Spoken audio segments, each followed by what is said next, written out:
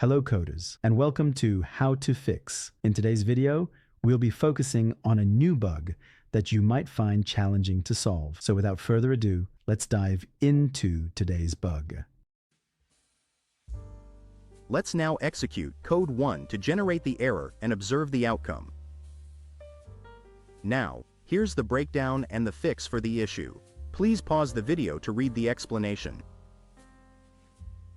It's time to mend the code and check the produced result.